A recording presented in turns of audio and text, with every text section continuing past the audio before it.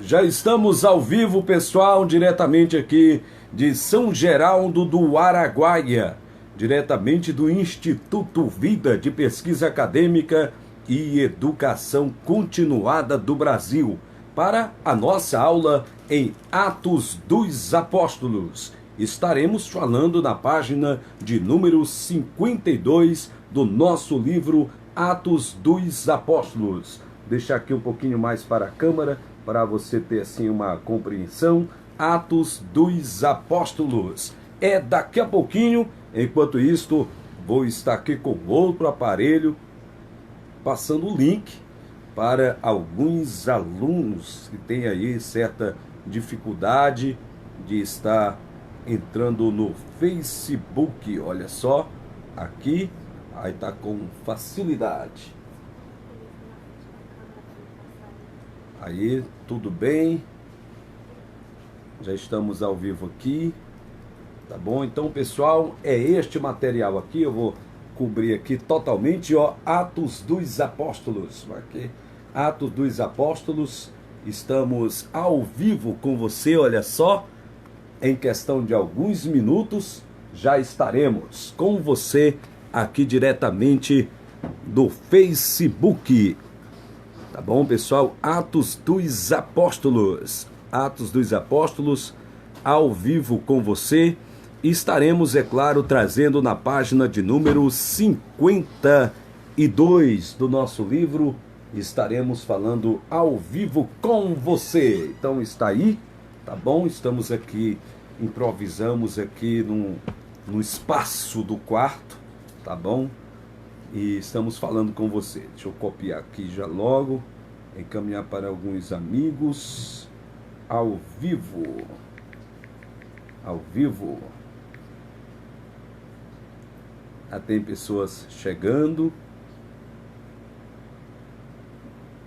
Deixa eu ver aqui, caminhar aqui. Pessoas já estão pedindo aqui o link. Já vou estar mandando.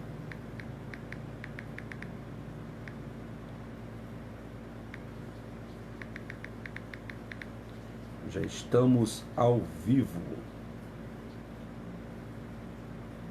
Deixa eu copiar mais aqui. Muitas pessoas pedindo o link. Olha só. Deixa eu ver aqui.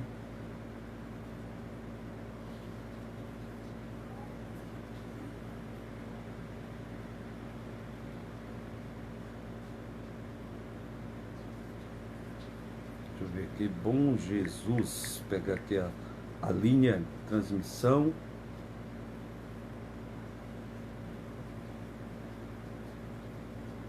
Ótimo, muito bom. Então, pessoal, é isto. Em 5 minutos já estaremos iniciando a nossa aula. Em 5 minutos. Atos dos Apóstolos. Estaremos falando sobre tipos de batismo, sobre a igreja primitiva, e ontem estivemos com uma aula presencial para a turma de São Geraldo do Araguaia e falamos um pouco sobre as epístolas gerais, que é a nossa mais nova matéria para esses próximos meses. Tá bom? Ao vivo com você. Só aguardando mais um pouquinho, os alunos entrarem. Passando o link.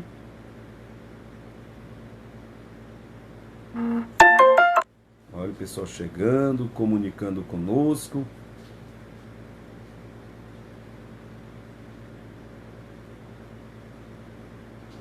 Pessoal comunicando. Caminho aqui para todas as turmas. E só lembrando que depois esta aula vai estar diretamente no canal do YouTube PR Divino Silva / Instituto Vida. Olha só, caminhando também para os convencionais, fazer uma aula um tanto aberta, né, pessoal? Uma aula aberta. Deixa eu ver como é que está aqui. Isto, legal. em 2 minutos. Já iniciaremos a nossa aula em 2 minutos. Você pode participar, pode interagir, fazer a sua pergunta e também participar com seu comentário. Hoje, aula ao vivo com você. Tá bom? Ao vivo.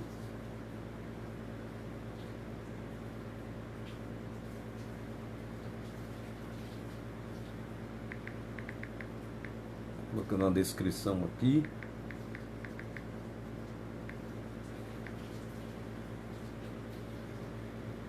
Só uma descrição, a pessoa encontrar mais fácil.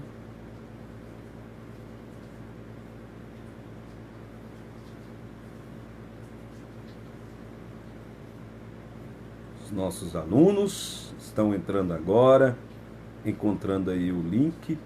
Deixa eu ver para quem que a gente pode estar passando mais. Entrar aqui agora. 2 minutinhos, pessoal. Isso, pessoas estão pedindo só mais um tempinho até acessar, então vamos esperar só mais 2 minutos. Ao vivo. Bom, né? Ministrar ao vivo. É como se nós estivéssemos presencial. Muito boa a nossa aula. Olha só.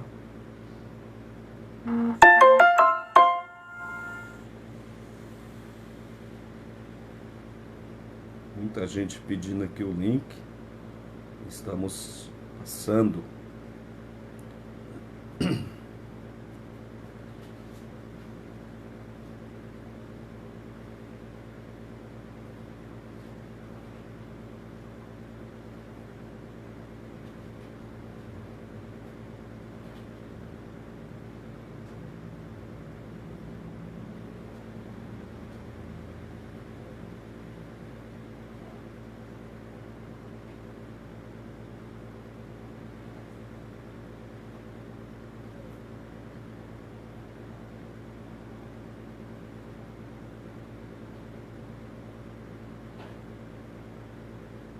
Então é isso, pessoal. Já concluímos aqui a linha de raciocínio sobre a questão do link. Era exatamente isto aqui. Rosivânia Flores já está conosco ali ao vivo. Também o Fernando Santos. Fernando Santos, ele tem uma mente assim, fértil na questão da memorização de datas, épocas, acontecimentos, esta área teológica, muito importante aí o Fernando Santos, fazendo esse destaque aí do nosso amigo. Então vamos lá, pessoal. Atos dos Apóstolos. Como falamos nas aulas anteriores, Atos dos Apóstolos já está se referindo às suas características, como que eles se comportaram. E na verdade a gente encontra neste livro de Atos dos Apóstolos um personagem que é um pouco oculto na visão de muitos, que é o Espírito Santo. E nós vamos hoje fazer uma aula um pouco mais direcionada, mais direta. John Silva, paz do Senhor, meu nobre, seja bem-vindo também. É o filho do pastor José Martins, o Tornado, é isto? Não dá, tem gente pedindo o link aqui, tá bom? Já passamos do horário de estar encaminhando o link. Já era para a gente já estar com quase 10 minutos de aula. Então encaminhei só mais um pouquinho. Vamos lá. Na página 52 do livro, você que está acompanhando a nossa aula, que não é de Bom Jesus das Selvas, porque esta aula está direcionada mais à turma, mas também uma aula aberta, como se fosse aqui um estudo bíblico, uma conferência, e você pode estar fazendo a sua pergunta, tá? Você pode estar fazendo a sua pergunta. Eu estou com outro aparelho aqui para não ficar tocando na tela. Estou com outro aparelho, tá bom? Também está o notebook aberto aqui na página. O único material que a gente está utilizando é o próprio livro. A Bíblia Sagrada está aqui do lado, tá bom? A Bíblia Sagrada para alguma leitura do texto. E agora a gente vai estar falando sobre a página 52 de Atos dos Apóstolos, nosso livro, este livro aqui, tá bom? E atrás tem todas as nossas matérias que nós estamos aí com curso essencial de teologia, que abrange o básico e médio, e depois de um ano você já pode fazer um tipo de complementação para o bacharel MEC em teologia, juntamente com as nossas instituições parceiras do Instituto Vida de Pesquisa Acadêmica e Educação Continuada do Brasil. Olha a minha mochilazinha aqui, ó. A gente passeia muito junto. Olha lá. Autoridade apostólica na igreja. Lembrando que esse nome apostólico ou apostólica está ligado ao termo apóstolo. Lembrando que o apóstolo, o nome ou termo apóstolo, aquele que vai adiante ou aquele que vai após, pode ser também chamado de o mensageiro. E você observa que esse termo apóstolo, ou o termo apostólico, você vai observar que somente em todo o Novo Testamento, 3 cartas são consideradas cartas pastorais, que há uma diferença de apóstolo e pastor ou pastorais. Você observa que o apóstolo está mais ligado ao mensageiro, aquele que vai adiante. Observe também que quando Jesus fala em Mateus capítulo de número 28, falamos isso ontem na nossa aula presencial para a turma de São Geraldo do Araguaia, nós falamos a respeito desse termo ligado assim a Efésios capítulo 4, verso 11, que ele deu uns para, aí tem uma seleção de nomes, e entre eles está o nome apóstolo, ou seja, se referindo àquele que vai adiante. No início, quando Jesus fala e chama os discípulos, no capítulo 28 de Mateus, ele vai trazer uma narrativa muito específica neste assunto. Ele vai dizer, ide, fazei discípulos. Não fala fazei apóstolos, mas fazei discípulos.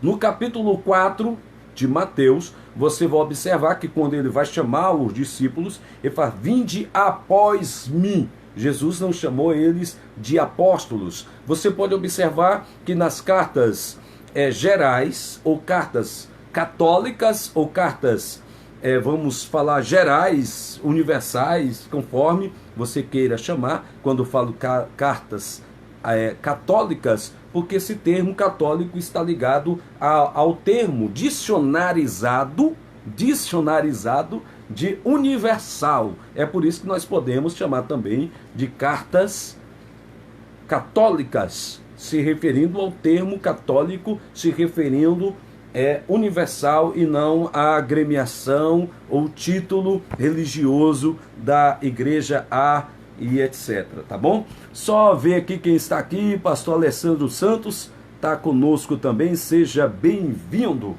Então vamos lá. Autoridade apostólica na igreja.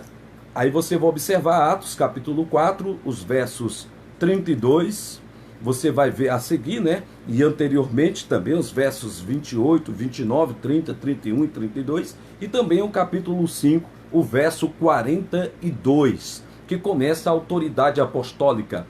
Deixa eu falar um pouquinho aqui sobre o termo autoridade. Às vezes a gente imagina autoridade eclesiástica. Espera aí, vamos entender o que é o termo autoridade. Autoridade, ele vem mais da questão dicionarizado do dicionário. Não vou entrar aqui no hebraico, no grego, não vou dificultar aqui a aprendizagem, o conhecimento, a facilidade, né?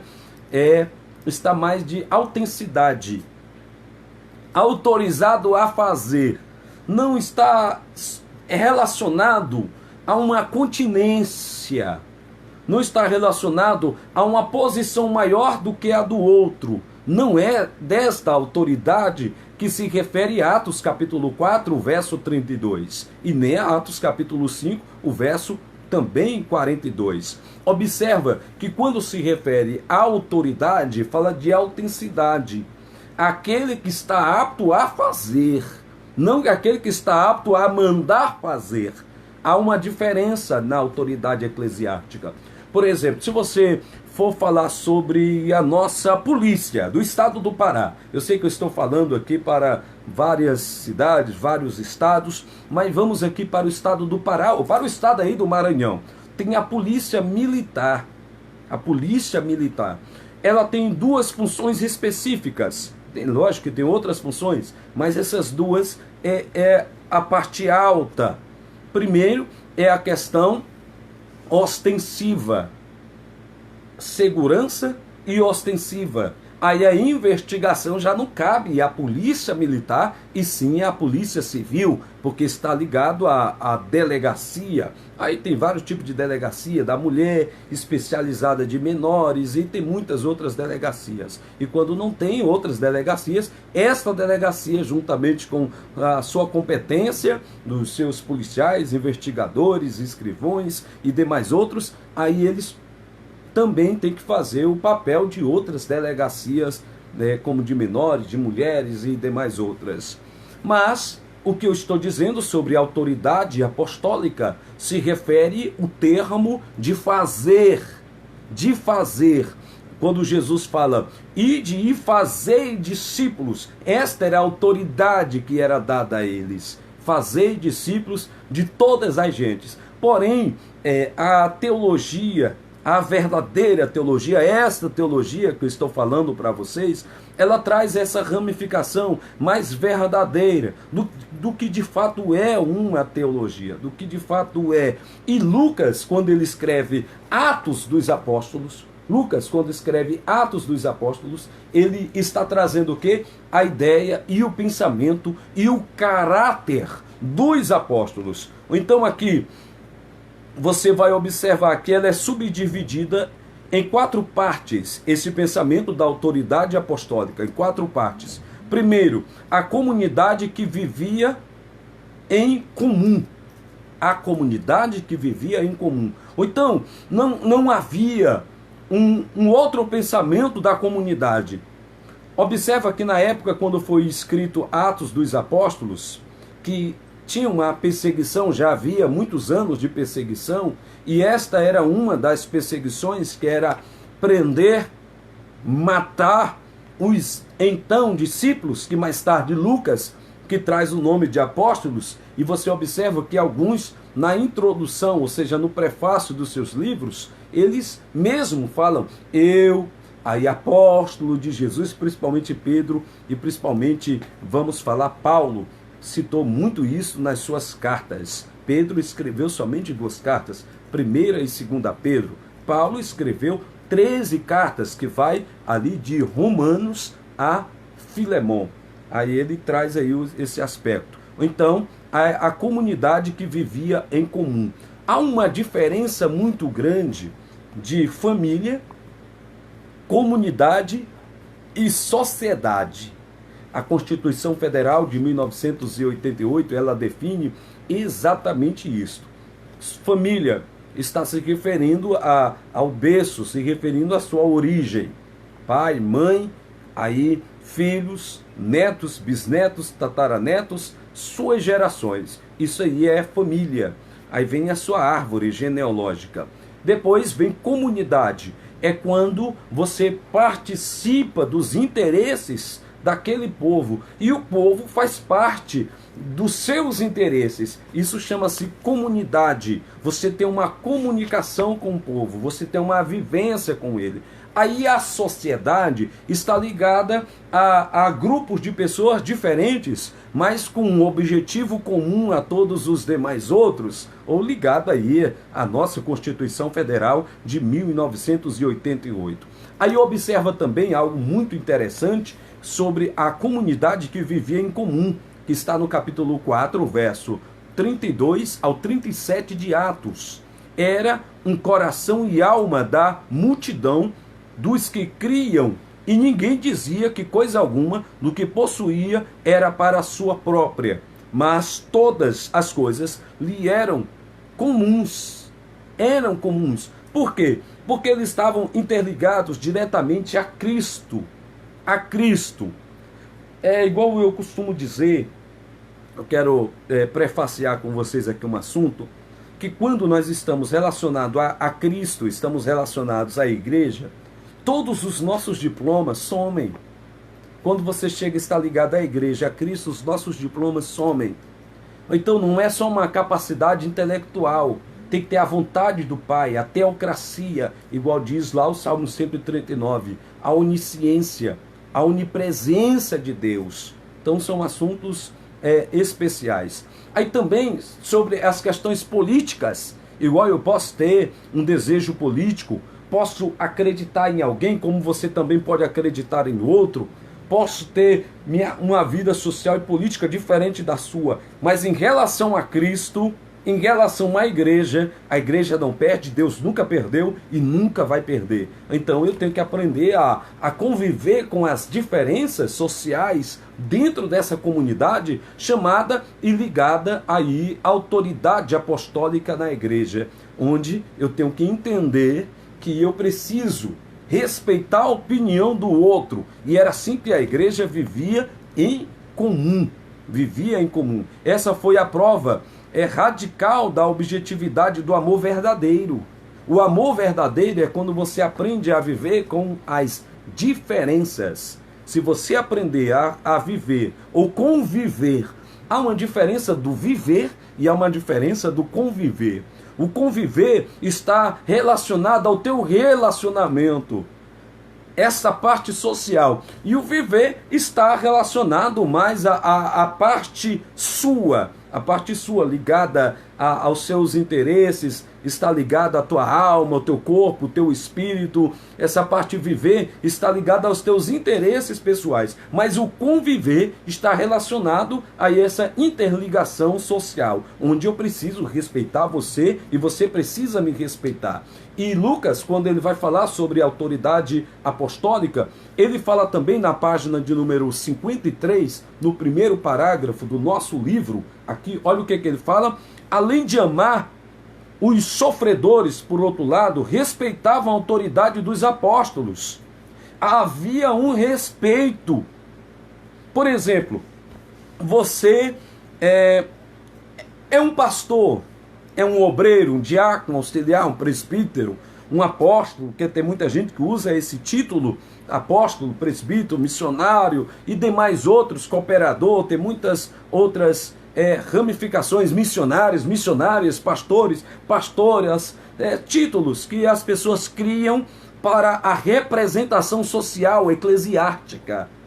A representação é porque as pessoas se identificam desta maneira, as pessoas se identificam desta maneira e desta forma. E eu não posso criticar, apesar de que eu posso ter aí um pensamento teológico até contrário a certas situações. Mas são títulos, são títulos. É igual chamar um advogado de doutor, sendo que ele fez só o bacharel em direito.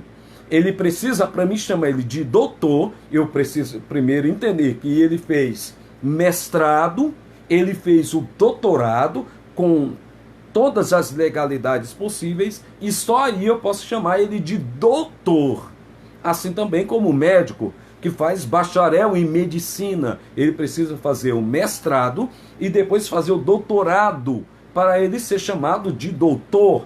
Ou então, se eu chamo, escute, se eu chamo alguém que fez só medicina, alguém que fez só o direito, o bacharel nas áreas, de doutor, por que eu não posso aceitar alguém criar um título para ele, para que a sociedade possa identificá-lo? Então são assuntos que a gente precisa compreender. E havia sim um respeito, na página 53, a autoridade dos apóstolos entregavam a eles a distribuição, porque ninguém tinha interesse de fazer nome diante dos nobres, mas diante de Deus da forma correta.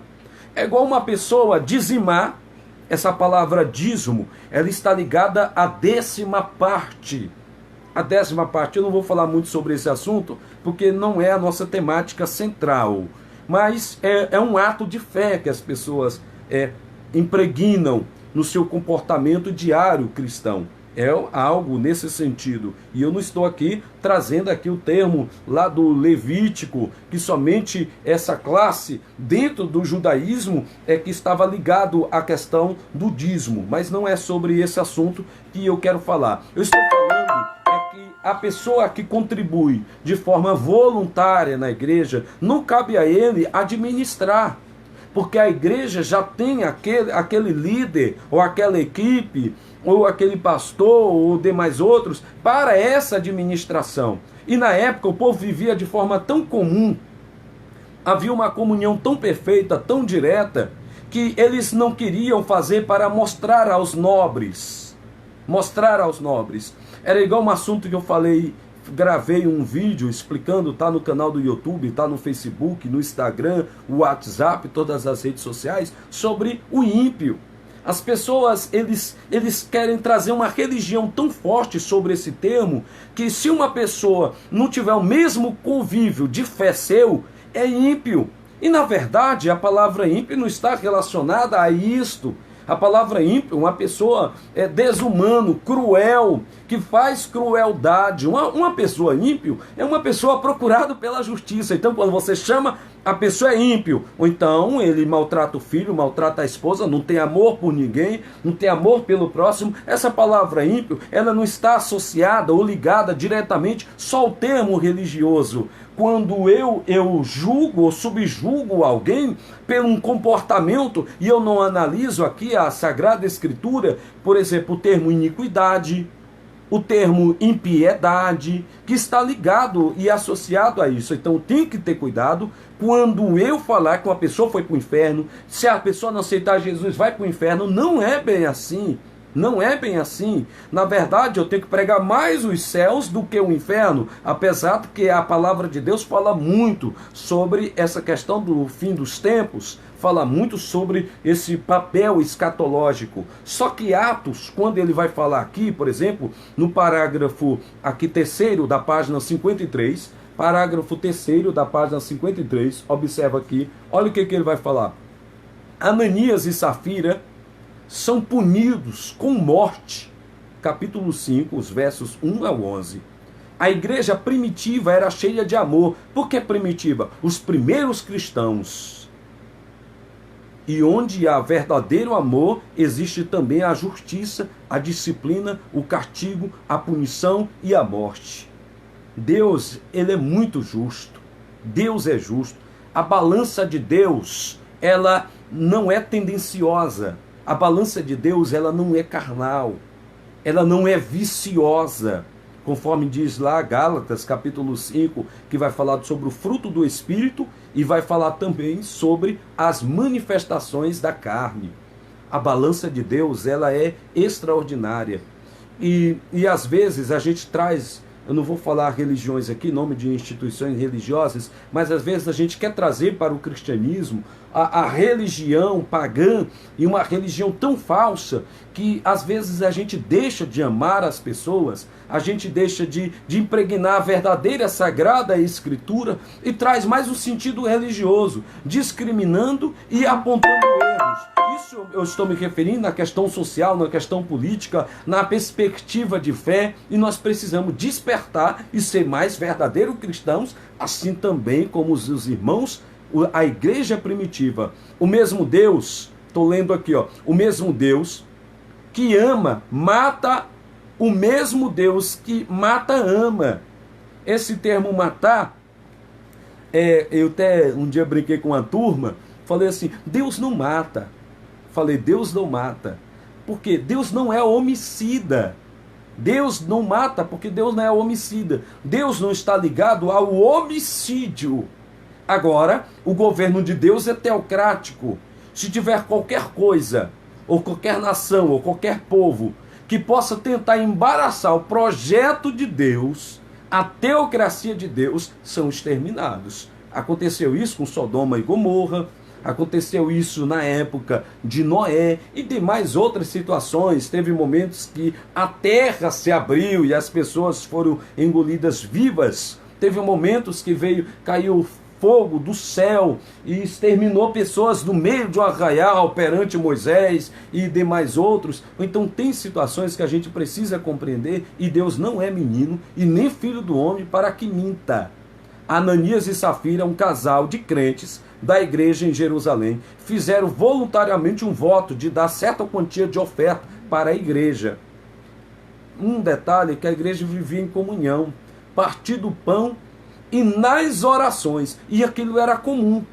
era comum, não havia ninguém com outro pensamento. É por isso que eu tenho que respeitar a sua opinião, mas você tem que respeitar a minha. Se você tem direito de ir, eu também tenho o direito de ir. Se você tem direito de vir, eu também tenho direito de vir. Então respeite a minha opinião, assim como você quer que eu respeite a sua. E não precisa fazer qualquer outra interligação. E a igreja tinha essa comunhão. A igreja tinha. Então Ananias e Safira teve um comportamento indiferente da época. Que fatalidade! O Espírito Santo revelou ao apóstolo que a oferta era mentirosa e falsa, e por isso iria matar os dois, o marido e a mulher, por ter feito um pacto pecaminoso. Aí Atos capítulo 5, os versos 1 a 11, conta essa triste história. Ser crente não basta, é necessário também ser fiel a Deus e ter consciência pura. Era isso que estava ligado à igreja primitiva, consciência pura. João Paulo Silva Santos está conosco, Francisco Ribeiro Campos, seja bem-vindo, nosso coordenador aí em Bom Jesus das Selvas, pastor Bruno Lins Marques. Deus abençoe pastor Alessandro Santos, lá de Redenção. Deixa eu tomar um pouquinho de água. Pessoal, aí nós vamos falar agora sobre um assunto, já falamos um pouquinho aqui, eu quero aqui procurar o assunto,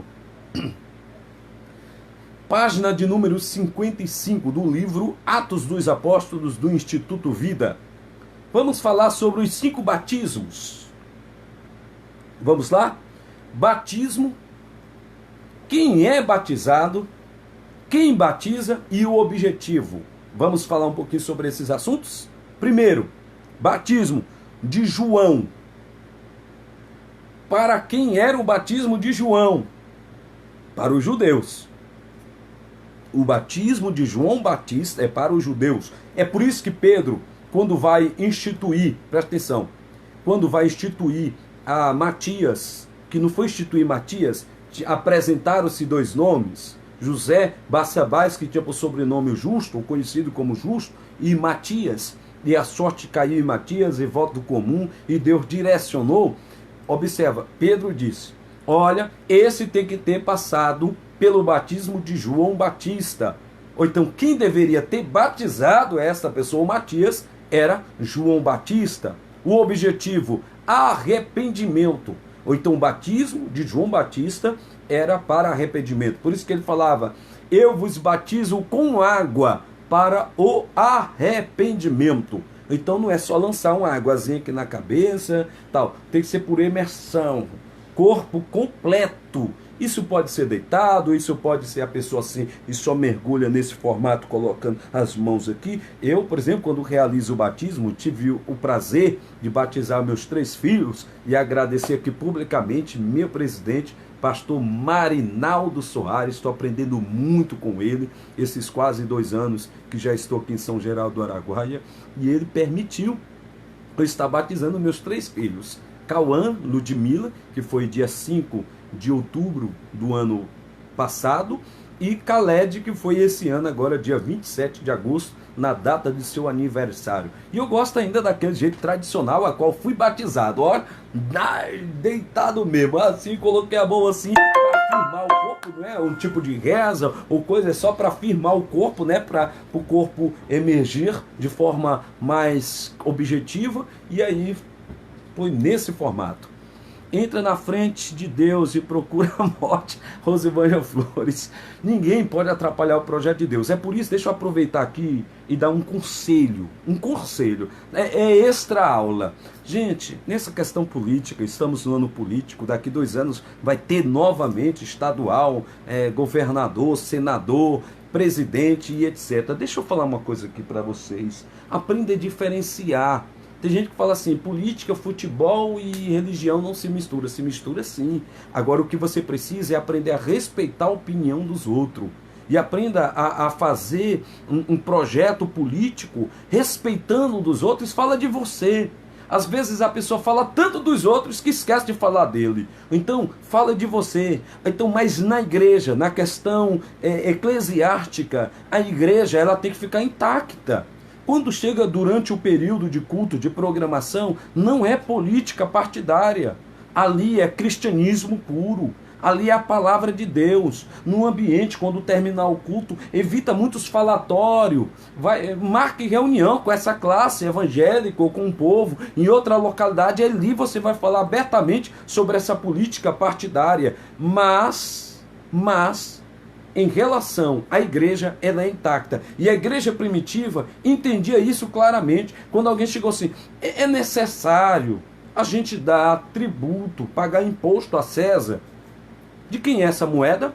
Essa moeda aqui é de César. E de quem é essa? Essa aqui, pois dê a César o que é de César e dê a Deus o que é de Deus. Ou então, a igreja, o papel da igreja é o resgate de vida, é trabalhar a questão moral. Eu não estou falando que membros da igreja não possam se envolver com essa questão política partidária. Sim, devem e precisam se envolver, assim como demais outros também têm o mesmo direito de se envolver, mas tem que haver um respeito.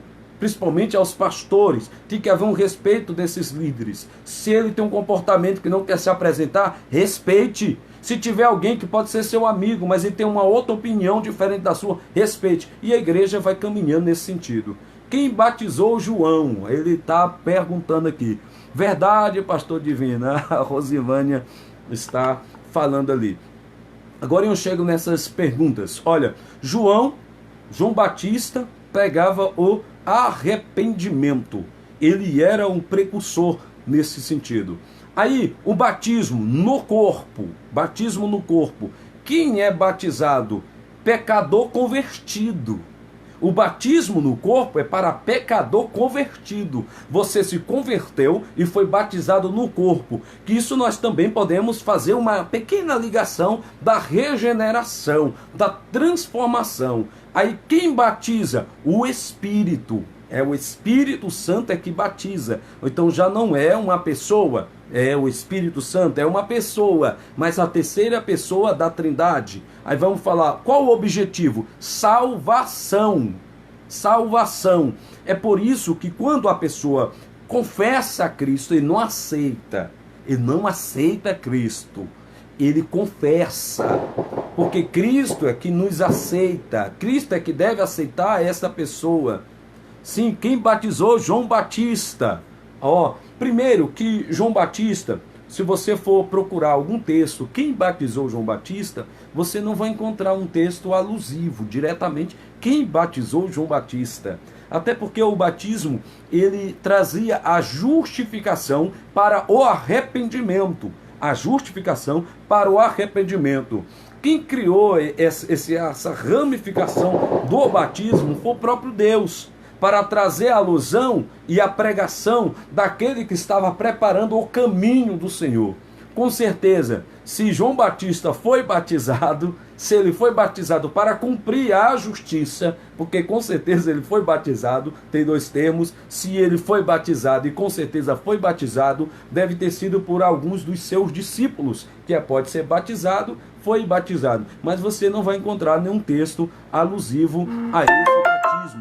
Pastor Divino, o cargo de Daniel na Babilônia, né?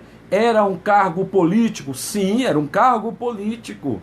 Era um cargo totalmente político, 100% político. Porém, Daniel estava na direção de Deus.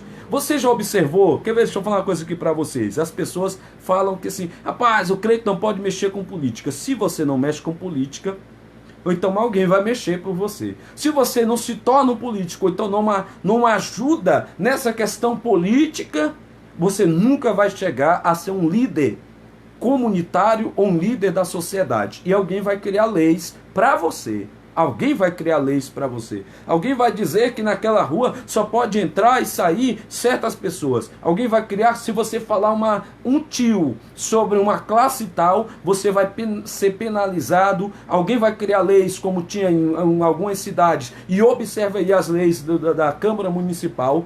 Tem algumas leis que a prefeitura pode até vender, leiloar templos. Leiloar templos. Viu? Leiloar o templo, a igreja, comunidade construiu e tudo, mas tem uma lei, tem leis por aí que está relacionada a isso. Ou então, se não tiver ali uma pessoa que teme a Deus, Porque tem muitas pessoas que são evangélicos, são cristãos, mas não criam nenhum sistema de lei ou de proteção, não vou falar nem de proteção, mas de justiça, uma coisa justa para a sua classe. E às vezes outros que não é da classe, só é simpatizante e criam e defendem e faz. Então é por isso que política é uma coisa que deve ser muito bem observada nesse sentido. Eu posso fazer uma aula só falando sobre essas questões sociais e políticas, mas vamos aqui. Aí batismo, página 55, batismo em água, batismo em água. Quem é batizado é o neófito, o batismo em água. Quem batiza? O pastor, o presbítero, aquele que é designado a batizar. O objetivo é a publicação, testemunho público. Testemunho público. É por isso que no ato de batizar tem que ter umas perguntas. Cada um tem um jeito de fazer, mas tem pelo menos 3 perguntas que jamais pode deixar de fazer para aqueles que vai descer as águas. Por exemplo, você crê que Jesus é o Filho de Deus? Sim. Você crê que ele encarnou e habitou entre nós? Sim, creio. Aí vem a questão da crucificação, morte e ressurreição até que ele venha e a promessa da sua vinda. Então, tem que ter no mínimo essas 3 perguntas. Eu, quando vou realizar batismo, eu sei dessas 3 perguntas, mas eu faço diversas. Eu tive dificuldade de batizar meus filhos, fala a verdade. Tive uma dificuldade enorme, porque eu me emocionei muito. Deu um clarão na minha mente, assim, tão que eu não conseguia enxergar, perguntar, não sabia como fazer. Me emocionei tanto que não sabia como fazer ali. O que eu vou perguntar para o meu próprio filho, olhando, ensinando ele todos os dias aqui em cultos domésticos. Todo ano a gente lê o livro tal, lê o livro assim, Provérbio, Tiago e Salmos, vamos ler. Mas na hora lá eu falei, meu Deus do céu, como que eu vou fazer, né? José do Egito também foi um político, 100% político. Um assunto que eu ia falar, a Rosivane aqui fez uma pergunta e eu lembrei de um assunto. Olha, o Egito sempre protegeu o povo de Deus, sempre deu guarida. Quando Jesus estava ali ameaçado de morte, naquele período ali da matança dos inocentes, para onde que eles foram? Para o Egito. Para onde que quando aconteceu todos aqueles problemas de seca, de fome, antes, quando José estava tendo ainda a visão, para o Egito. Presta atenção, o Egito sempre teve uma proteção. Deus levava para o Egito para proteger, para resguardar. Não, espera aqui. Estavam na escravidão? Sim. Estavam na escravidão, eram escravos? Sim. Eram maltratados? Sim. Mas com a permissão de Deus. E isso tudo tinha também uma interligação política social. Tinha uma interligação política. Já imaginou se José não fosse governador do Egito? Como que ele ia trazer os seus irmãos e como que ele ia trazer o seu pai? Depois de muitos anos, quando o faraó morre, que não conhece José, começa a maltratar o povo. Mas o povo já estava povoado, o povo já tinha gado, alguns tinham pequenas terras, mas tinha muitas coisas, herdades. O povo tinha muitas herdades. E alguns não quiseram nem sair do Egito. Não quiseram, permaneceram lá e depois povoaram e foram, mas a maioria saíram. Teve aquela abertura lá do mar, o período que passaram no deserto e etc. Então, nós temos que ver essa questão aí. Eu estou vendo que vocês querem falar muito sobre essa questão social, política, porque pede um momento. Mas vamos aqui, ó. Depois, batismo no Espírito Santo. Quem é batizado? O salvo. Batismo no Espírito Santo, salvo. Quem batiza? Jesus. Objetivo, poder divino. Eu sei que tem uma ligação. Quem batiza é o Espírito Santo. Mas quem rogou ao Pai para enviar o Consolador foi Jesus. Ou então todas as coisas foram feitas por Ele e sem Ele. E sem Ele nada do que foi feito se fez. Está em João 1, versículo 3. Ou então é por isso que é batizado. Pode ser falado no Espírito Santo e pode falar Jesus batizou fulano. Mas é lógico que esse período, essa dispensação é do Espírito Santo. O Gedael Lima está aqui conosco. Deixa eu ver mais. Tem muitas pessoas chegando aí, tá? Aí tem um outro assunto aqui, ó. Ainda a página 55 do nosso livro, deixa eu mostrar para o pessoal, Atos dos Apóstolos, Atos dos Apóstolos, vamos aqui, no Espírito Santo, já falei um pouquinho, né? No sofrimento, é um batismo, no sofrimento. Quem é batizado? Salvo fiel a Deus, salvo fiel a Deus. Quem batiza? Jesus. Objetivo? Testemunho. Então são assuntos interligados que a gente vai estar conversando. Deixa eu tocar no assunto aqui. Tem um assunto aqui que alguém me fez uma pergunta e eu falei que ia responder aqui. Olha só. No Espírito Santo, quem é batizado? Salvo. Quem batiza? Jesus. Objetivo? Poder divino. Para a manifestação do poder divino. Não é a manifestação da pessoa. É por isso que Paulo, quando ele vai falar sobre o ato de falar em línguas, que as pessoas pensam que falar em línguas é o poder. O falar em línguas são sinais. O poder é o caráter. O poder é o que você fará. Dentro dessa questão da evangelização, do termo missiológico, é que vai falar que você tem poder ou não. Não é o ato de você pegar no microfone e falar em línguas, isso não quer dizer que você é poderoso. Bater na mesa, gritar, ter gargurejo, ter uma eloquência, não quer dizer que você tem poder. Isso pode ser talento, isso pode ser o poder da oratória, da comunicação. Poder é o que você faz dentro da vontade de Deus, dentro desse sistema imperativo do evangelismo. Evangelismo que vem do termo evangelho.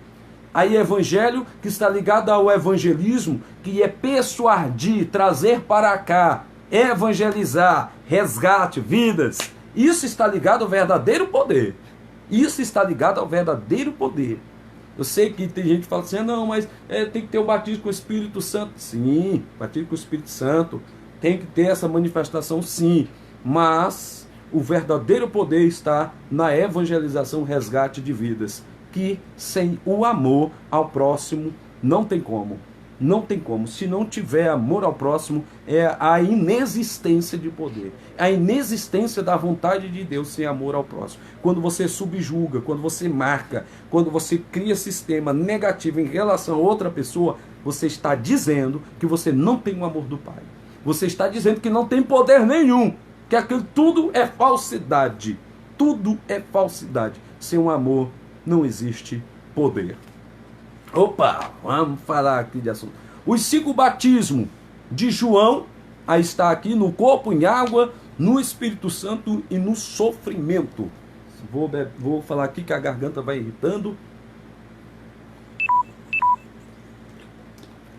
Eita, já estamos aí com alguns minutos. Deixa eu... celular da Silvânia, que está fazendo aqui a parte da câmera.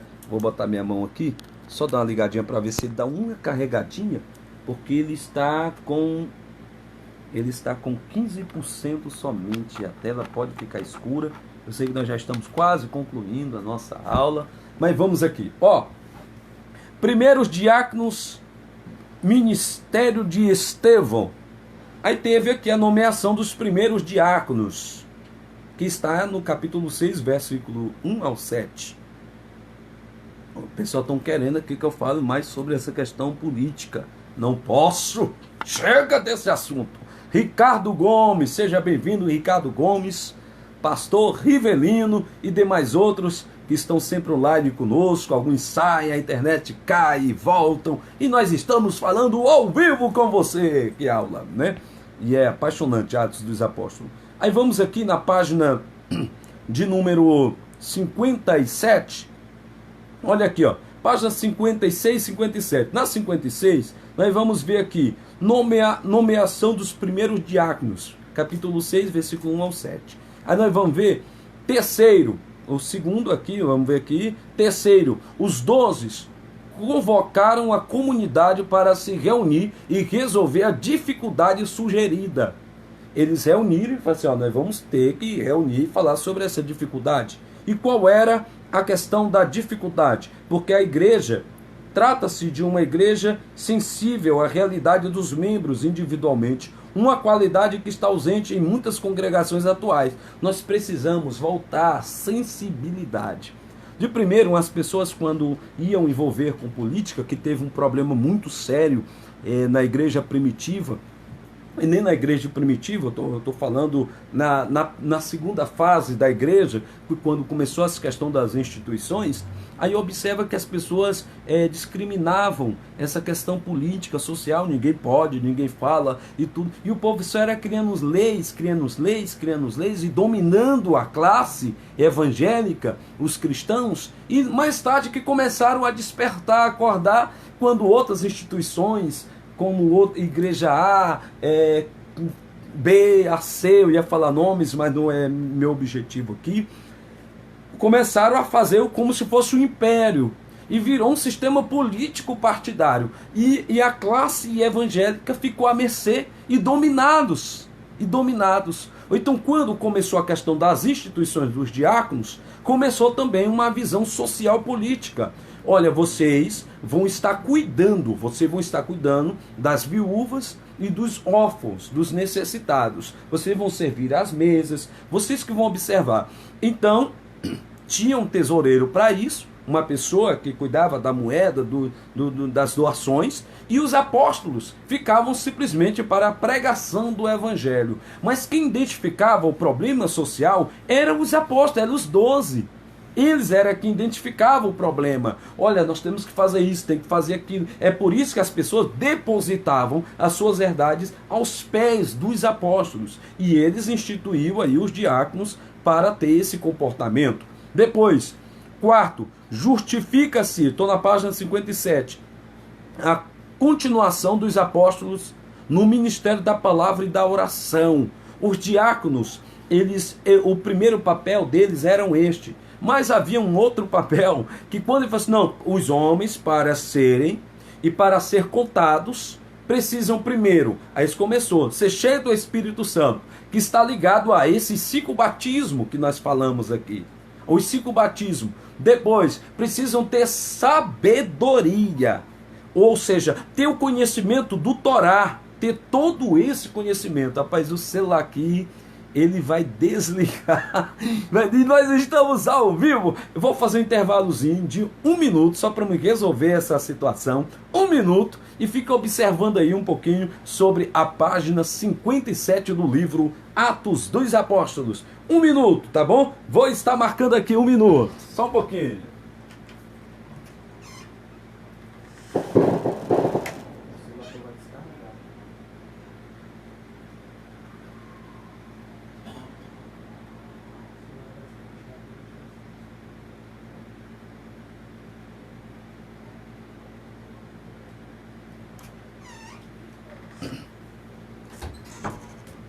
Já voltei, pessoal.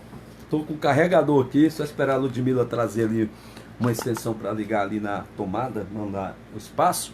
Mas aí, o que nós vamos fazer? Tá dando para ver claramente, pessoal? Aqui a imagem, tá escuro, sei lá, deu uma queda aqui, porque nós estamos utilizando 2 celulares, o notebook. Estou vendo ali, olha, agora que eu voltei ali no notebook, é questão de segundos. Então, só ligar bem aqui para mim. Só um pouquinho, pessoal, ainda estou dentro do meu minuto. A câmera vai tremer um pouquinho. Isto, liga lá.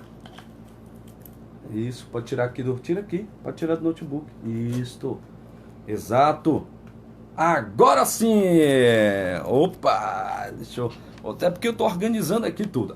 Legal. Então vamos, para a gente entrar já na nossa fase de conclusão da nossa aula. Olha, quinto, escolheram 7 homens de boa reputação pública. Boa reputação pública. Não eram só religiosos. Não tinha que ter só o conhecimento da lei de Moisés. Não. Não tinha que ter só passado pelo batismo de João Batista. Não tinha que ter só sido acompanhado Jesus. Não. Tinha que ter reputação pública. As pessoas tinham que aceitar esses nomes, aceitar essas pessoas. Aí depois, vamos observar aqui, ó. Cheios do Espírito Santo e de sabedoria. Há uma diferença de sabedoria e cheio do Espírito Santo. Não devia ser só intelectuais. Não devia conhecer só a doutrina de Roma, o governo de Roma, conhecer a história do Egito, dos países, dos gentios, de Samaria, de Judéia, toda a Judéia. Não deveria conhecer só a cultura judaica de todas as tribos, mas tinha que ter o Espírito Santo, cheio do Espírito Santo. O que é ser cheio do Espírito Santo? Bondade, amor, mansidão, domínio próprio, temperança e demais outras coisas. Tinha que ter o fruto do Espírito Santo. É por isso que quando Jesus fala em Atos, fala assim, vocês vão receber o Espírito Santo que há de vir sobre vocês. E chamou isso de virtude, que é caráter, que é valor, sem igual. Não tem algo para comparar em relação a esse valor. Aí depois aqui o sexto. A decisão agradou a toda a congregação reunida e elegeram 7 diáconos. 7 diáconos. Pelo que se vê no texto sagrado, a congregação não aceitasse a iniciativa, os diáconos não seriam sido nomeados e os apóstolos deveriam continuar orando a Deus pedindo outra solução. É por isso que precisava do conhecimento, precisava da base, precisava do povo, o povo tinha que aceitar. Então era um tipo de eleição pública, havia ali já um início de um pensamento social público ou político, entendeu? Minha garganta travando de novo. Então, vamos aqui falar um pouquinho. Sexto, embaixo aqui um pouquinho, depois do sexto. Logo, a consagração dos primeiros diáconos ocorreu motivada pela necessidade e com aprovação da igreja. Observa, com aprovação da igreja. Deixa eu só... Aprovação. É a Lupita, gente, a cachorrinha. Quer ficar aqui perto e latindo. E nós estamos ao vivo, pessoal. Ao vivo acontece tudo isso. Depois eu te apresento a Lupita, tá bom? Ela está aqui próxima à cama. Olha, durante as discussões, Estevão testemunhou de Cristo pregando um longo sermão evangelístico aos ouvidos dos seus opositores. Estevão quebra aqui um tabu. Os diáconos era para quê? Os diáconos era simplesmente para estar ligado a servir as mesas, órfãos, viúvas, dar essa visão, ter uma visão panorâmica da questão social e política. É por isso que eles deveriam ter sabedoria. Olha eu fechando aqui. É por isso que eles deveriam ter sabedoria. Sabedoria, o que é sabedoria? Discernimento das questões sociais. Ou então, não podemos, segundo Lucas, que escreveu Atos dos Apóstolos, não podemos ser só religiosos, ou sermos religiosos. Na verdade, não podemos ser religiosos. A Constituição Federal, sim, ela define hoje, não é bem só igreja, não define o termo igreja, instituições religiosas. Então nós não podemos estar ligados só a esse princípio. Mas sim, temos que ter sabedoria, discernimento. Ninguém sabe o que vai acontecer amanhã nessa questão social, política. Você não sabe o que vai acontecer. Os discípulos nem mesmo sabiam que ia morrer. Depois é que Jesus chama ele, lá em João capítulo 17, explica claramente para eles, vocês vão morrer. Vocês observam ali o capítulo 28, vocês vão morrer. Mas os discípulos começou a se trancar, a correr. Depois eles perceberam que não adiantava muito e era para as praças pregarem. Alguns iam para as vilas, outros iam para outros locais, teve até pessoas que foram para fora da Palestina. Nós falamos isso na aula de geografia bíblica. Estevão se tornou aí o primeiro mártir, capítulo 6, o versículo 8 e capítulo 7, versículo 60. Ele não era apóstolo, nem presbítero da igreja, mas o Senhor o havia chamado para o ministério de evangelista. É por isso que Efésios, há uma diferença, porque Efésios capítulo 4, versículo 11, que fala, ele deu, é dado, é gratuito, está falando de chamada. Lá no capítulo 1, versículo 27, 25, 26, 27, ali de 1 aos Coríntios, vai estar falando que a capacidade vem de Deus.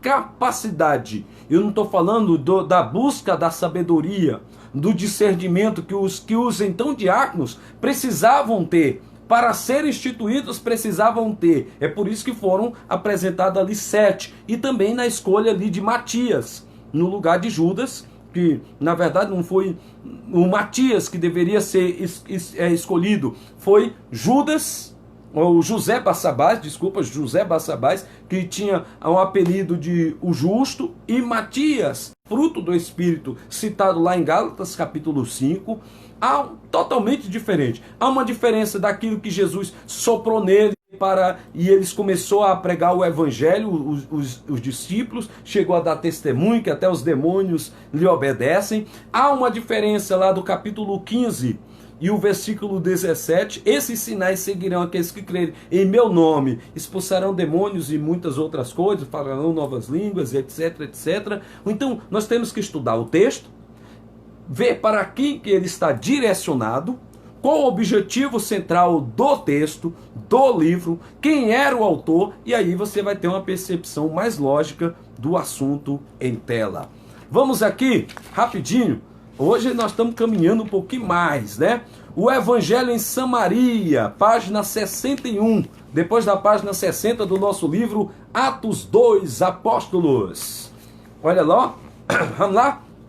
Vamos lá? Evangelho na Judéia e Samaria. Esta seção aqui apresenta 5 subseções distintas. Primeiro, expansão da igreja aos gentios. O evangelho deveria chegar aos gentios. Lembra lá da promessa de Abraão? Olha, em ti serão benditas todas as famílias da terra. Todas as famílias. Aí alguém interpreta que as famílias se referia às tribos. Vamos dizer que sejam as tribos. Mas o que você fala mais tarde, quando os judeus, através do capítulo 12 ali, vamos falar que ainda não era judeus, porque o judaísmo ele iniciou um pouquinho mais tarde, quando começa ali a questão das tribos, em Jacó, que ele pega o nome de Jacó e fala, não é mais Jacó, porque Jacó é trapaceiro, é enganador, mas Israel, e começou ali uma história dos filhos de Jacó, por causa da promessa que Deus tinha, da promessa que Deus tinha a Abraão, promessa que Deus fez a Isaac. Isaac teve 2 filhos, Esaú e Jacó. Depois Jacó engana Esaú e ele pega ali o poder ali de ser o primeiro e começa ali a história. Ele tem vários filhos, várias mulheres e começa ali a ter as suas tribos, porque hoje nós falamos de tribos devido à questão dos filhos de Jacó. E um dos filhos, José, que foi vendido pelos irmãos, primeiro tentaram matá-lo, aí depois jogaram ali numa cova, e depois passou um viajante, comprou e ele foi levado para o Egito, e depois o povo foi para o Egito, quando começa a surgir ali Moisés em Êxodo, do nada surge Moisés, a questão das águas, e ele começa a ser o libertador do povo, e depois veio Josué, depois Josué veio os juízes, aí depois dos juízes, aí veio a questão do primeiro rei ali de Israel, aí depois veio da promessa quando Deus fala a Jessé, Davi, na tua casa eu tenho escolhido um rei, e veio ali a unção, muitos anos depois que Davi proclamado rei de Israel, e depois ele começa a reunir as tribos, aí devido à questão do seu pecado, aí começou muitos problemas com seus filhos, com a sua casa, e o filho dele morre, aí depois vem Salomão, que constrói o templo, e depois começa ali um sistema teológico totalmente diferente de toda a Bíblia. Quase que eu falei toda a Bíblia aqui em 5 minutos, né? Então a expansão da igreja aos gentios. Atos capítulo 8, o verso 1 ao 40. Saulo persegue a igreja. Saulo estava perseguindo a igreja, capítulo 8. E Saulo era doutor em Bíblia. Você sabia? Era doutor em Bíblia. Doutor em Bíblia. Saulo era doutor em Bíblia. Não era mestre, era doutor. Doutor. Lembra de um personagem? Meu Deus, é o nosso horário. Lembra de um personagem que era doutor, intérprete da lei? Intérprete da lei, chegou a perguntar a Jesus sobre a salvação, e Jesus falou sobre ele, sobre o amor ao próximo, aí contou a parábola do bom samaritano. Então Saulo era mais ou menos naquele aspecto ali. Então Saulo tinha isso. O conhecimento correto diante de uma visão distorcida não produz bons frutos para o reino de Deus. Visão distorcida, política, social, financeira, família, teocracia, que é a vontade de Deus. Então, você não pode ter uma visão distorcida da realidade. Quando eu vou voltar ao prefácio, pastor José Jaldi, seja bem-vindo, meu amigo. Também Enéas, Rosângela, sejam bem-vindos. Nós não podemos ter visão distorcida. de nada em relação a Deus. Quando eu falei no prefácio sobre autoridade, estou falando aquele que está pronto a servir, que está pronto a fazer, que está dedicado a fazer, foi consagrado a fazer, separado a fazer, servo. Na verdade, a autoridade eclesiástica não é nada mais que um servo. Um servo. Jesus chegou a dizer isso: olha, eu não vim para ser servido, eu vim para servir. Para servir. Esse é o verdadeiro sacerdócio, é servir. Então as pessoas podem ter uma outra compreensão, mais distorcida. Bem aqui na página seguinte, página 62, Filipe prega aos samaritanos. Começa então a ter uma expansão diferente, porque os discípulos, principalmente Pedro, ele acreditava que o evangelho era para os judeus. Então não tinha uma visão distorcida. Ele tinha uma visão distorcida, quer dizer. E quando, por exemplo, aquela mulher grega, Sirofenícia, grega de nascença, ela começa a pregar e, rapaz, despede aquela mulher, manda a mulher embora. Manda ela embora, não atenda ela, manda ela embora. Jesus pegou e deu atenção para ela. E ela teve uma percepção muito bonita. Ela disse: sim, eu sei que o senhor não pode agora, por agora, falar a nós, mas eu sei que mais tarde esta bondade, a misericórdia de Deus vai também nos alcançar. Eu não posso pegar os pães da mesa dos senhores e lançá-los aos cachorrinhos. Sim, Senhor, eu sei disso. Mas até os cães, que são os domésticos da fé, aqueles que observavam o Torá, a lei de Moisés, e tinham um desejo de ter Deus como seu Deus. E era impedido, até pelo um sistema político e social, era impedido de ter essa interpretação. Os discípulos não tiveram a interpretação e a mulher Sirofenícia teve. A mulher Sirofenícia teve. Até os cães comem da migalha que cai da mesa dos seus senhores. Jesus chama todo mundo e fala assim: olha, a mulher interpretou: eu nunca vi tanta fé em todo Israel, eu nunca vi tanta fé igual a fé desta mulher. Vai-te em paz, porque a situação lá já foi resolvida. E a mulher chegou e estava bonança na sua casa, não tinha mais demônios, tinha paz, porque o Deus de Abraão, de Isaac e de Jacó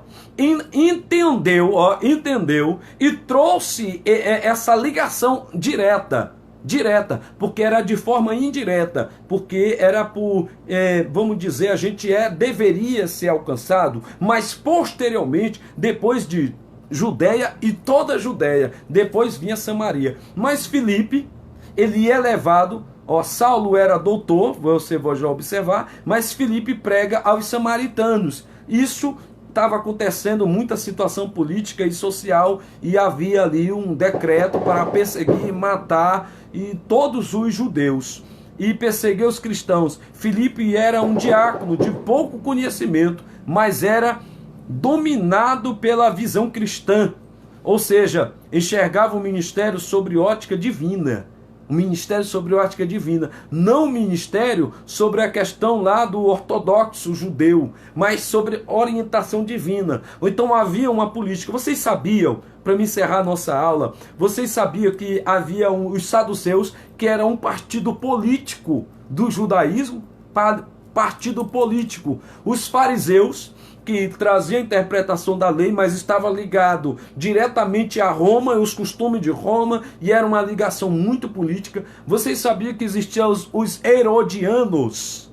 Ou não sabiam? Os herodianos, que eram um partido político de Herodes, que defendia Herodes e muitos outros. Então havia muita ligação política ali, havia, inclusive a crucificação de Jesus foi uma aliança política. A crucificação de Jesus. Ou então, na prática, quem conhece menos e obedece mais, produz frutos com abundância, e quem conhece muito e obedece pouco, pode não produzir nada e ainda prejudicar quem agrada a Deus. Não é só saber, não é só ter o lado intelectual, uma boa oratória, é saber se você está fazendo o que é correto. Saber se você está interpretando a verdadeira teologia. O que é a verdadeira teologia? Teo, Deus. Logia, estudo. Estudando a vontade de Deus. Cristo Jesus, a centralidade da Bíblia. Espírito Santo, intérprete, que vai convencer o homem do juízo, do pecado e da morte. O que eu estou falando? Missiologia, evangelismo, Atos dos Apóstolos, o caráter dos apóstolos. Esse livro podia ser chamado O Caráter dos Apóstolos. Poderia ter sido chamado também o livro do Espírito Santo, a pneumatologia, porque ele traz a ramificação, essa ideia. Ou então, Pedro, aqui a página 63, Pedro rejeita, ele rejeita totalmente o simonismo. Ele rejeita, capítulo 8, versículo 14 ao 24, quando a conversão a Cristo não é real, algo negativo acontece em muitas situações. Isso prejudica a obra de Deus. Quando Pedro tinha a interpretação de que ele falou assim, não, peraí, teve um sonho, aí veio um animal que ele considerava impuro por causa do judaísmo ortodoxo. Aí ele falou assim, não, jamais vai entrar na minha boca algo imundo. Mata e come, se referindo o quê? À pregação do evangelho às outras classes. Ou então não era só questão religiosa, não era só questão da ortodoxia, do judaísmo, mas, só um pouquinho aqui, mas também havia uma questão muito política, muito social nesse aspecto. O ex-mágico desejou se tornar um mágico gospel para continuar com a fama que tivera antes de ouvir o evangelho, um mágico lá, e naquele momento caiu na fraqueza de oferecer dinheiro aos apóstolos em troca do dom de batizar no Espírito Santo, trabalho privativo do Senhor Jesus. Então, não há emendas, é por isso que quem quer mexer com qualquer que seja a área, mexa, trabalha, se envolva, mas a igreja está intacta, a vontade de Deus vai ser feita. Se um pastor hoje, fala assim, não, vou sair um candidato, ou a prefeito, ou a vereador, ou a governo estadual, federal, senador, presidente da república, ou qualquer coisa, que saia. Mas entenda só uma coisa, entenda só um assunto. A igreja nunca perde, ninguém é insubstituível. Se Deus quiser usar essa pessoa para o bem comum, assim como já usou muitas pessoas que nunca foram crentes, nunca declarou nem ser cristão, que outras pessoas criam até religiões, e fizeram o bem social para a cidade, para a igreja, para as igrejas evangélicas, outras igrejas, tão bem, que você fala, pai, ele não é crente, mas o pessoal, o homem atende, o homem faz. Então, a vontade de Deus, ela é feita de uma forma clara, mas dentro da sua teocracia, dentro da sua vontade. Pedro, ele rejeitou, ele teve até um problema com Paulo. Mais tarde Pedro entendeu. O homem, o Ananias, vai lá na rua chamada direita, vai na casa de um homem chamado, se me falar a memória, é o Judas, né? Judas. Ora lá por ele. Quem é o homem? Saulo. Saulo! Não! Saulo, o que persegue, o que matou aos pés ali dele, morreu Estevão. Não. Esse homem não vai, porque ele está orando, e eu vou mostrar para você, o quanto ele vai padecer, o quanto ele vai fazer. E começou a falar, vou mostrar para você. Não era mostrar para Saulo, porque Saulo estava sem a vista, Saulo já tinha entendido quem era o Senhor, estava já próximo, ligado a isso, essa questão da salvação. O Ananias, o discípulo, o certo Ananias, o certo discípulo, é que não tinha compreensão, é porque não tinha separado as coisas, Então nós precisamos aprender a ter amor incondicional. Precisamos aprender a separar as coisas e saber que o meu direito é o seu direito. Se você tem direito, eu também tenho um direito. Se você tem direito de gritar o nome de alguém, eu também tenho um direito. Só que os apóstolos, a ideia e o pensamento deles era o cristianismo. Era a centralidade do evangelho, não tinha essa questão social e política. Aí veio a convenção de Saulo, no capítulo 9, os versos 1 ao 31, convenção de Saulo. Aí depois Lucas resolve falar de Paulo, e encerra o livro de Atos sobre Paulo. E é como se o livro de Atos, ele não teve assim, uma conclusão. Nós que estudamos teologia ficamos preocupados porque não teve assim muita conclusão. Ele só concluiu que Paulo estava em um certo local, estava ensinando o pessoal, uma casa alugada, e por ali ficou. E não tem assim uma consideração final. O livro de Atos é como se o Espírito Santo estivesse dizendo: tem muito mais assuntos, mas não existe papel suficiente. Pessoal, nós vamos encerrar nossa aula, tá bom? Em 8 minutos, 9 horas e um ponto, vamos encerrar nossa aula. Hoje foi uma aula mais extensa e é interessante que depois dessa aula aqui, como nós ainda não temos a quantidade no canal do YouTube para que você possa estar na nossa TV do Instituto Vida, por isso que eu peço para você estudar e visualizar todos os nossos comentários também no canal do YouTube, que vai estar aqui na descrição posteriormente, e entre lá, assista, tá bom? Para que possamos fazer também nossas aulas diretamente pelo canal do YouTube, tá bom? Aí vem Enéas e Dorcas curados através de Pedro. Aí começa outra visão. Aí depois da página 68 veio a convenção de Cornélio, que foi muito linda também. A narração desses 2 capítulos que nos antecede aqui fala de 7 tópicos. Cornélio, o centurião, recebe um aviso de Deus. Ele era religioso, temente a Deus, mas precisava se converter ao cristianismo. Cornélio, o centurião, recebe um aviso de Deus, que está no capítulo 10. Aí começa todo um cenário do povo de Deus. A gente tem que ter. Então, pessoal, para a gente concluir, tivemos aqui uma paralisação, questão no sinal da internet. Vamos concluir nossa aula. Então, Pedro, no capítulo 10, você observa que o livro de Atos, ele fala muito sobre muitos diáconos, mas ele foca mais em Pedro e Paulo, e mais em Paulo. Lucas fala sobre isso. Aí Cornélio recebe Pedro. Pedro prega o evangelho na casa de Cornélio. Olha a perspectiva e a mudança do caráter social e político de Pedro. Ele prega na casa ali de um gentio, Cornélio. Presta atenção. Aí depois, no capítulo 11, os versos 19 e também o capítulo 12, o verso 25, testemunho da igreja aos gentios. Testemunho da igreja aos gentios. Naquele tempo a igreja estava caminhando para organizar a segunda sede mundial de missões, Antioquia, que está lá no capítulo 13.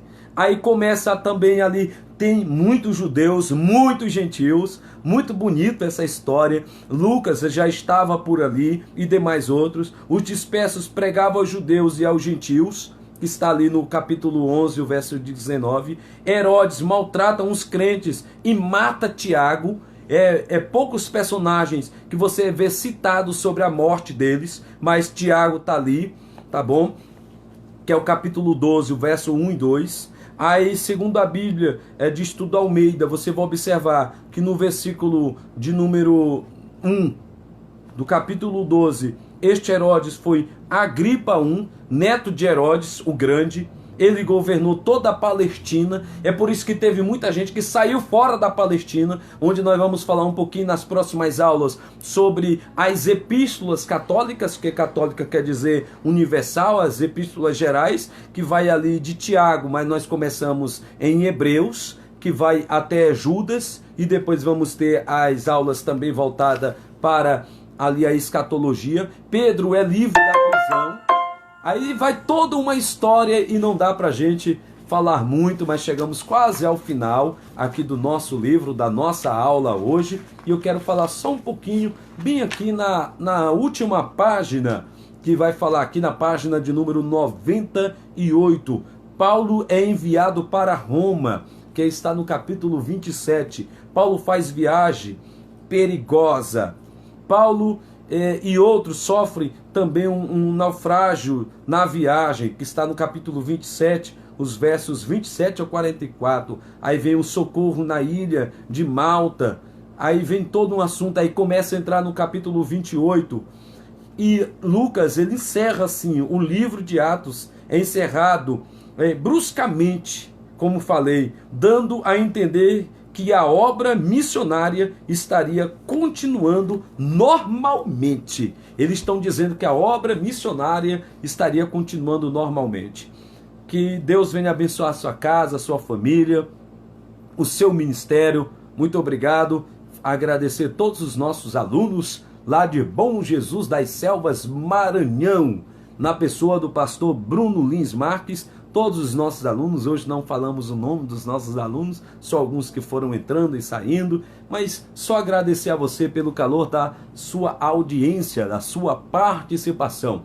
Atos dos Apóstolos foi escrito por Lucas, assim como também o Evangelho de Lucas. O Evangelho de Lucas, biografia, foi escrito pelo próprio Lucas, e Atos dos Apóstolos também foi escrito por Lucas, destinado a pessoas. Lucas, ele traz o caráter tanto dos apóstolos e a personalidade deles, fazendo assim uma declaração lógica sobre a pessoa do Espírito Santo, que de forma oculta aparece em todas as páginas dos 28 capítulos de Atos dos Apóstolos. Atos dos Apóstolos é apaixonante, porque quando os discípulos chegam no capítulo 1, versículo 7, perguntando a Jesus a respeito dos sinais dos tempos e quando que ele estaria restaurando o reino de Israel, a Jesus responde: não compete vocês a saberem sobre estações, fim dos tempos e demais outras coisas, mas vocês vão receber o Espírito Santo,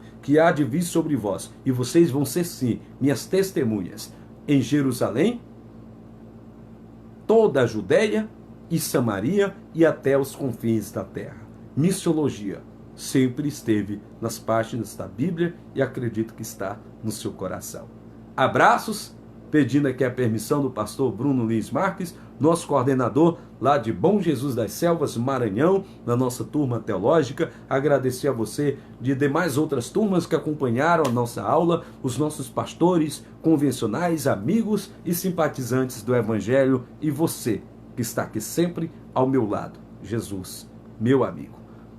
Até a próxima, se assim Deus nos permitir. Abraços de Pastor Divino Silva, Instituto Vida, valorizando a vida e o saber.